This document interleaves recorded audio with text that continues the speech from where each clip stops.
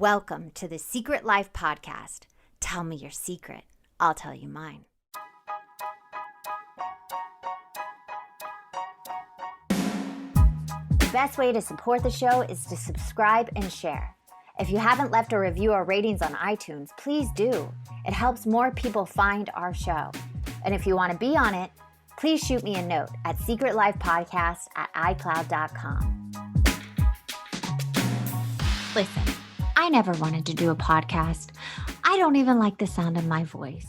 But I have been on other people's podcasts, and one that I love and loved being part of and felt so whole after doing it is the Mental Illness Happy Hour with my dear friend, Paul Gilmartin. I think he's on his 500th episode. He's been doing it since 2011. He's truly a badass man. He brings such an honesty and a humanity when he is talking to his guests. I mean, he has on everybody you can imagine. Athlete, doctor, to name a few, we have Tiffany Haddish, Mark Maron, Neil Brennan, Rob Delaney, and Catherine Hahn, who I adore. Even the New York Times calls the Mental Illness Happy Hour a perversely safe place in which he and his guests talk about their fears, addictions, and traumatic childhoods. I mean, come on, is that not a good review? So I just want to give a shout out to him. He inspired me to start this podcast to help other people. So if you guys have a chance, please give a listen to the Mental Illness Happy Hour with my dear friend Paul. Get new episodes every Friday on iTunes, Spotify, Stitchers, or anywhere you listen to your podcasts.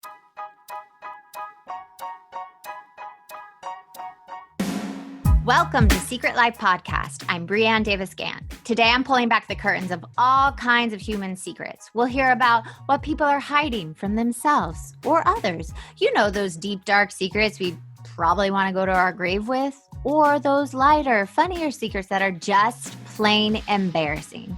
Really the how, what, when, where, and why of it all. Today my guest is Dixie. Now, Dixie, I have a question for you. Yes. Dun, dun, dun. What is your secret? Well, I've thought about this. I wanted it to be something juicy, like something. I wish you guys could see her face right now. She just had her hand over her face and covering it. Okay, go on. Well, yeah, so I'm like, I'm sure it should be something sexual because, I used to be somewhat of a sex addict and which I know nothing about that. But now I feel like I'm very sex positive. But my real secret, and I have so many, so many. But like in high school, I slept with my high school teacher. I slept a couple years ago. I slept with not a couple, like 15, a homeless guy. Oh my God! I love this. Keep going. But my real secret that I actually currently struggle with is I cannot stop stealing from 365. Oh my God! Okay, let's get into this. Yeah. Okay, you cannot stop stealing. Now, what is... No. Only from 365. But what is 365? I don't even know what that is. Whole Foods. Whole Foods? You're a Whole Foods stealer. Yeah, what I do is I go to the salad bar and it's an elaborate salad. And then I go to the self-checkout and I will only charge myself for one slice of pizza, which is $3. And I can't, like, I'm in a 12-step program. A couple of my sponsors like, okay, you need to stop doing this. If you keep on doing this, you are going to drink, and I know it's bad, but I can't, I just don't, I can't help it. Okay. I can't help it. But. I mean, you can't help it, but listen to me, and I'm going to be very transparent. I have stolen in the past. I always say I've lied and cheat and stolen. And I have to say, just even saying that right now gives me anxiety because when I used to steal, it was like I was so ashamed. Do you feel that? Like, no. Or is it, oh, okay, good. Well, I'm glad you don't. I did. That's the problem. That's why I can't. I see it, and I want to. Well, yeah, now I want to stop. Well, I can't. Salad bars are no longer. That's true. There is no salad bars, but you still think you would be doing it. Well, I do see it as white privilege now, and I don't like that. Okay, so I'm going to go back. When was the first time you ever stole anything? Was it at the salad bar or was it somewhere else? No, and that's why I feel like that it has deeper roots. Like, my dad would steal a lot of stuff, and even as a little girl, I'd be like, "Dad, I like this headband." He goes, "Just put it on. Let's walk out." So, Wow. and I don't talk to my dad anymore. I haven't talked to him in like over 7 years, and it's my way of, I think, of like having somewhat of a relationship with him by just stealing only from Jeff Bezos, I want to say. Okay, so your dad helped you steal the first time. Oh, yeah, but we stole all the time. Like we would, crash so many parties and like what was the first party you crashed? Do you remember that? Yeah, it was a Nike town party, and we would get in, and it was just a lot of fun, and we would crash a lot of weddings. And oh my God, you were the original wedding crashers. Yes, we were. But there's a dark side. He would then he was a sex addict, and so he would just be off, with women. But I would be eating and dancing and eating and eating the cake. Yes. I would be eating the cake. So was your dad like hitting on the bridesmaids and stuff? Like, was that his game? Yeah. I mean, or just women. I mean, he hit on everyone. He just, yeah. But I do feel connected. I don't know. I feel, at first I'm like, oh, well, I'm stealing because I'm broke. But then, as an actor, money comes and goes. So when I'm broke, I'm really broke. But when it flows from the residual gods, and you get that check in the mail. Yeah. And you're like, oh, yes. It's like, oh, there is a God. I still am stealing. So it's like, it's weird. It has nothing to do with the money. And I think that's what it's about. I do want to hit two things. So the salad, is probably $10, right? Girl, or do you fill that salad up? It's like $15. Okay. So that's a big difference, like 3 to 15. And even if you have the money, you can't stop, right? Let's just say that out there. Yeah, or it's like, I don't want to give Jeff Bezos money. Like, I don't even want to pronounce his name right. But like, I don't know. I just don't want, it's like, it feels wrong. Is it like $50. A principle? Like it's a moral. You're like, he doesn't need any more money. He's already charging blah, blah, blah for he doesn't need more money, yet at the same time I buy Lululemon pants. You know what I mean? Like those are really expensive. I don't even have Lululemon pants. They're too expensive. I know. So it's like at the same time you're working out. Why would you spend that much money on workout clothes, people? Because it does make your butt look good. I guess I just don't care what my butt looks like at a certain age. I'm like, whatever. Well, I'm single. True. Okay. But let's get back. So the first time your dad, you crashed a wedding, he told you to steal a headband. Was there other moments in your childhood that you remember, like it was applauded? Yeah, we would just always walk out with things. And also, when I first moved here, my brother was here, and we would eat at Whole Foods in Santa Monica on Bundy, and we would go back for seconds, and no one ever said anything to us. And it's like, okay, let's eat for free. We could have like this, Whole Foods salad bar is pretty nice. Oh, it's very nice. Yeah. And then we would just go back for seconds, and no one would ever say anything to us. I just have always been doing it. Wow, that's so fascinating, because for me, the stealing, it always was this thing about, I deserve this. Like, I don't know what, for me, every time I took something, I was like, I deserve this. I don't have to pay for this. Yes, I do feel entitled. I do. I do feel like I deserve it. But at the same time, it's just like, oh, I've had such a hard life, and I need this. I need to eat healthy. I need these croutons and beans and Brussels sprouts in my salad. But I used to steal a lot more. Like I used to work at Starbucks and I would steal their CDs and steal the food too. But I don't do that anymore. It's really just 365. I don't steal from Lassen's.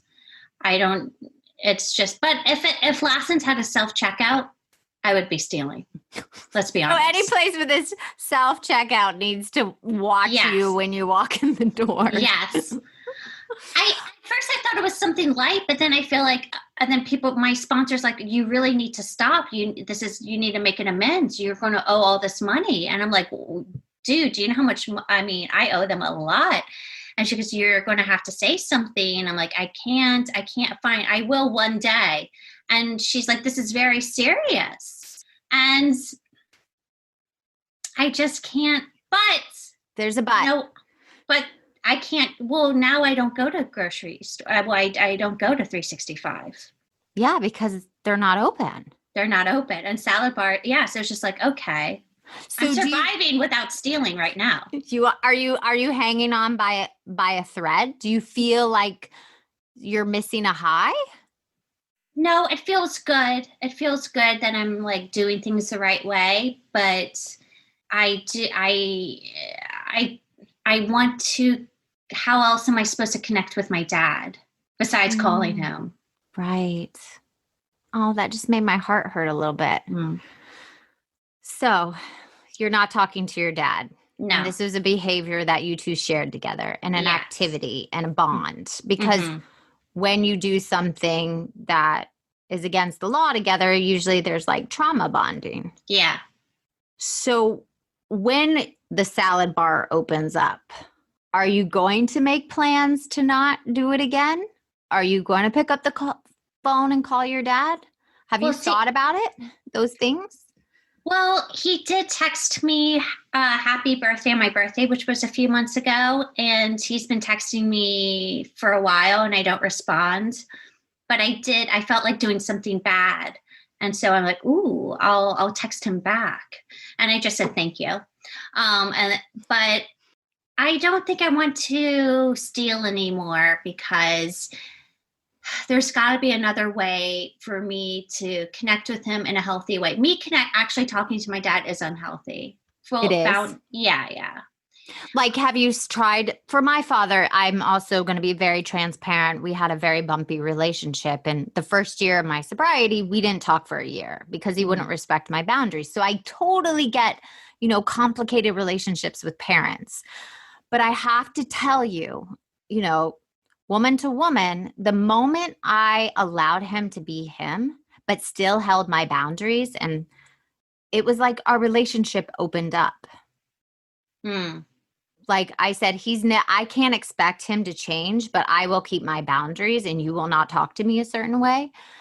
Is it something like that? And you've tried to set boundaries and he just doesn't respect them? Well, I used to have all these boundaries, like, okay, I can't call him before an audition. You know what I mean? I have to stop giving him money. I can't have a conversation with him without him asking for money. I could say no, but then there's other stuff like there was some sexual abuse as a kid. So, and I wanted him to just admit to it. And he's always in denial. He'll just deny it. I'm like, you don't even have to say you're sorry. You just have to admit the things that you've done. Right. And so he does. He just lives in fantasy worlds, Oh,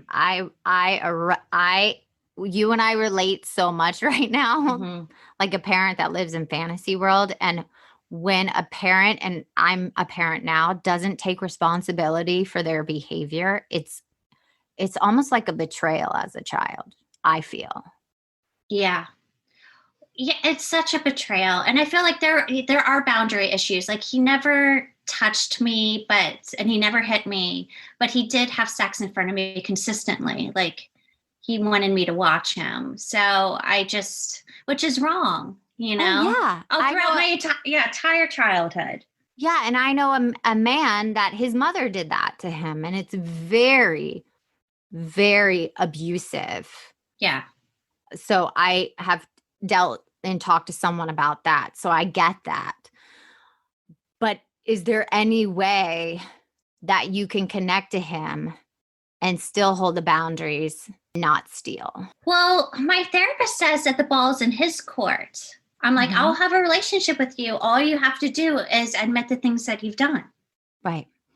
That's it. So it's up to you to come to me Right. saying, okay, Dixie, I know I shouldn't have done that. Or I know I did all these things, A, B, and C, but I only have a few more years left. Let's Let's make figure this out. amends. Yeah. Yeah. But I don't think he'll ever admit to anything. So here's my next question for you then. When when are you gonna grieve the loss of this relationship? I have. I mean, it's hard because my mother, my mother died when I was a baby. So she got murdered. It's a long story. I've got mommy issues and daddy issues. We all do. Just Yes. some are a little more extreme than the others. It's like both. But yeah, grieving my dad it's more complicated because he's still alive. It's different than grieving my mother who's dead. And in a way, it's easier because my mother's dead. I kind of have this fantasy of her, she'll always be like a young angel, never doing anything wrong. Yeah. Whereas my dad, she's not really human. She has no no, flaws. she's a mystical creature of my imagination, honestly. But my dad is deeply flawed, and he is my only parent to think, oh, I have to hold on to him. But I just see the before and after of like having him in my life and then cutting him out. And it's just like, okay, oh, wow, I could breathe. Also, he's very manipulative, saying that he's the only person that loves me. Don't trust anyone. He just will plant these seeds of, yeah. just It's abuse. What It's you're abuse. saying is Yeah. abuse. And I get that.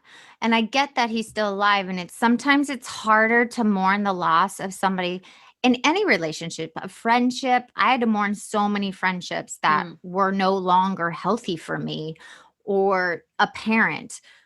And it's harder than if they just died and you'd have to mourn them. But there is a process which I felt helped me to actually like mourn of what I wanted it to be, what I imagined, what I fantasized for it to be, how my, blah, blah, blah would change. Yeah. Yeah, no, that's harder. It's so much harder. It's so much but you are doing this behavior that's hurting you. Yeah, I guess I feel like I have to come to acceptance that my dad will never change. I mean, he will be who he is. Yeah, probably till the day he dies. Probably even on his deathbed. If he's like you say he is, he will go, in the fantasy of what his mind will allow him to remember. Yeah, I mean, I do have a fantasy of seeing him with and going back to New Orleans with a baby on my hip saying, hey, hi, here's your grandchild. But until then, Why does he like children? Or that's just that's just like, oh, here I've not that having a baby is a form of success or anything, but it's like, I am grown up. Right. And look at me now with a baby. A baby? I could say that right now, but with a 2-year-old, I have to tell you, you do not feel like a grown up. You feel like you're losing your mind sometimes.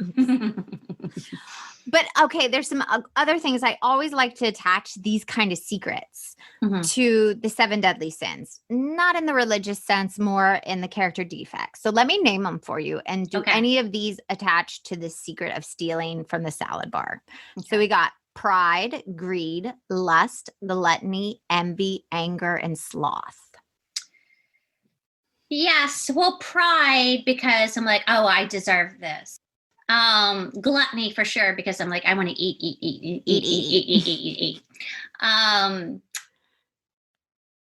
am envious of Jeff Bezos, or is that, yeah. And greed. I don't want to, I don't want to give Jeff Bezos my money. Yeah, I hear So you. it hits a lot. Okay. And then the other thing I also like, who is this secret harming and who is it benefiting? Well, I think it's really harming myself because Jeff Bezos will be fine. But I think it's like, oh, I feel like I still have to remain fucked up. Like I come from a fucked up family, so I still need to do fucked up things. Oh my God, my mouth is ajar right now. You just ding, ding, ding, hit the nail on the head. Mm-hmm. Like that's exactly what you're doing. Yeah. Like you've been working on yourself, and you and I have talked about it, and looking at your life, and this is like maybe the one thing you're holding on to of your past, or not having to like completely grow I know. up. I know. Grow up. That's another thing. Well, there's like a whole chapter in my book called Adulting Up, and how I hate adulting up. Like, who wants to pay the bills? Who wants to pick up the dog poop? Who wants to be responsible? Mm-hmm. Not me. But that's it. That's like this thing you are holding on to. And I've done it too. Like, I hold on to these little things where I can just be a little deceptive, like a little like sneaky. But sometimes it feels so good. Oh, believe me, I get because it. It's familiar, and it's just like, oh yes, this is who I really am. When it's not, I have worked on myself. That's why I'm like secrets. I have all these sexual secrets, but I'm not there. That's not who I am right now. But this is who I'm still stealing. Yeah. Dixie now in 2020. Of course, I haven't. No, at the beginning of the year I did, but ever since COVID. So they shut down the salad bars. This is Dixie at the beginning of 2020. Yes. Still stealing. But do you see that? I mean, that just blew my mind, because I can think of the ways I self-sabotage that are similar. Like when you make that batch of cookies and you eat all of them when you really don't need to. Or like when you walk into Whole Foods and you charge yourself $3 instead of $15. It's like this little thing that we do to like chip away at our self-worth or something. I guess I just don't want to let go of the old me. Like I'm still clinging on, I'm like, I like who I've become. I've done so much work, and it feels good, but it's scary to like completely let go. And so I'm like, even if I'm just holding on, even just a little thing of 365, I'm not stealing from other people. I'm not stealing from department stores. It's just this one thing. Right. But I can't, it's like, I know that's my last. Is that release. Your last? That's I want to see. Is there anything else that you feel like you do just to like not adult up, or just to hold on? I mean, I guess I love gossiping. But I'm from the South. That's just, again, it's like, that's who I am. Southerners gossip. I'm from the South too. You know that, right? So don't you? Wait, where are you from? Atlanta. Okay. Well, all right. So you get it. I get it. Yeah, the Southern gossip. I get it. Yeah. But I don't know. I don't know if I'll ever give up on that. But because I think it's a matter of gossiping or also speaking up. Right now, it's like it's exciting times. We're like speaking out. So sometimes that speaking out is gossiping, but sometimes it's just speaking out. Okay, here's my last question for you. How are you going to move forward in the future? Well, I do think, even though this pandemic is awful, but it's good also in a lot of ways. And I really don't think there'll be salad bars for the rest of 2020, honestly. Not until there's a vaccine. Yes, we don't need anybody's paws all over the arugula salad. No, I really don't think there will be any more salad. Who knows? I'm hoping. I love salad bars, but I really don't think there'll be any more salad bars for at least 2020, maybe even 2021. And it gives me time to reflect and be like, it's okay. I can be an adult. I could pay for my salad. You know, I don't have to steal. I don't have to do something sneaky, something bad, something, you know, something fucked up. I could just be a worker among workers, as they say. I love it. Thank you so much for coming on and sharing your secret and being so vulnerable and open. Well, thanks for having me. And if you want to be on the show, please email me at secretlifepodcast@icloud.com. Until next time.